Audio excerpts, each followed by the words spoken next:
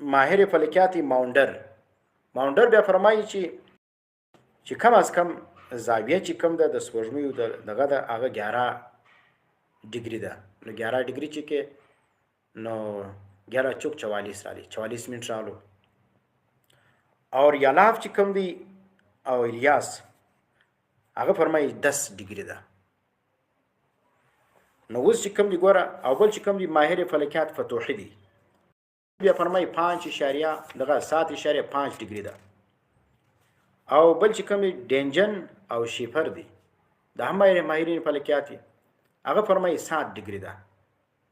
او بل چې کوم دي ماهر فلکیات عوده هغه فرمایي 6.4 ډیګري باندې د لیدل کېدی کم از کم زاویه چې بیا نو د لیدل کېدی. او بل چې کوم میک نیلی دي هغه 5 ډیګري ده. نو ګوره دومره سخت دا ګرد ماهرین فلکیات دي